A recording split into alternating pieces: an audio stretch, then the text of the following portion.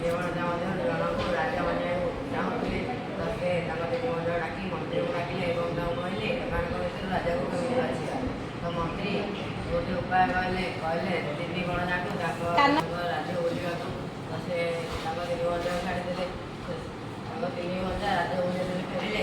ରାଜା ତାଙ୍କୁ କହିଲେ ତୁମେ ତ ତାଙ୍କୁ ଭ୍ରମଣ କରିବାକୁ ପଠାଇଥିଲ, ଏବେ କେମିତି ରାଜା ବାଛ। ତ ସେ ମନ୍ତ୍ରୀ ପ୍ରଥମ ଗାଡ଼ିକୁ କହିଲେ ତମେ କ'ଣ ଦେଖିଲ? ସେ କହିଲେ ଆମକୁ ରାତିରେ ବଡ଼ ବଡ଼ ମନ୍ଦିର ଅଛି, ନାନାର ପୂର୍ଣ୍ଣ ଅଛି, ବଡ଼ ଲୋକମାନେ ରହୁଛନ୍ତି। ସେ କହିଲା ମଜା ଭାଇ ଏମିତି କହିଲା।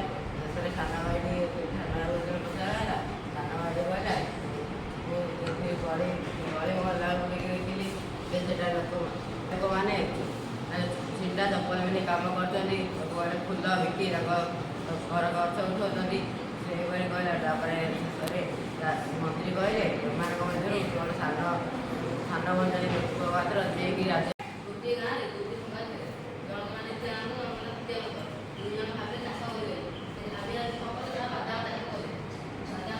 ବାଦାମ ପତ୍ର ନିତ୍ୟାନନ୍ଦ କହିଲା ସଙ୍ଗାତେ ମୁଁ ଉପର ତଳ ନେବି ଆପଣ ତଳ ନିତ୍ୟାନନ୍ଦ କହିଲା ଉଲ୍ଲାଟା ସେଠୁ ନିତ୍ୟାନନ୍ଦ ଭାଇ କହିଲା ସଙ୍ଗାତେ ତଳ ଉପରେ ଉଚ୍ଚାଣି ଦିଏ ନା ଉଚ୍ଚାଣି ଦିଏ ଅଛି।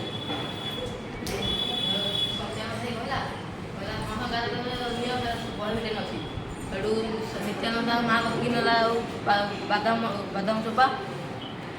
ସେଠୁ ତା ମା ଥାଇ କହିଲା ବାଦାମ କାହିଁ ପତ୍ରରେ କ'ଣ ଆଣିଛୁ? ନିତ୍ୟାନନ୍ଦ କହିଲା ମୋ ସଙ୍ଗାତ କହିଲା ଉପରେ ଭିଟାମିନ୍ ଡି ଅଛି ଆଉ ତଳରେ ଭିଟାମିନ୍ ନାହିଁ।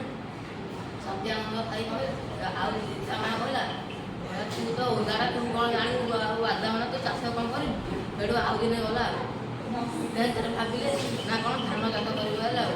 ନିତ୍ୟାନନ୍ଦ କହିଲା ଏଇଭଳିଆ କଥା ସଙ୍ଗାତେ ଆଠପାଳି ଯାଇ ମୋତେ ଠକାଇ ଦେଇଥିଲ, ସେଇଭଳିଆ ମୁଁ ତଳ ଯାକ ନେବି ତମେ ଉପର ଯାକ ନେବ। ସତ୍ୟାନନ୍ଦ ଖାଇ କହିଲା ହଉ ସଙ୍ଗାତ ତମ କଥା ଯେମିତି ଆଉ।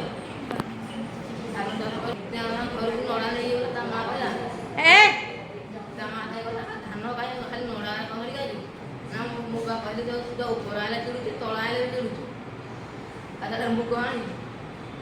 ସେଠୁ ତାପରେ କିଛି ଦିନ ଗଲା ତାର ଫେଣି ଭାବିଲେ ନା ମକା ଚାଷ କରିବା ଆଉ।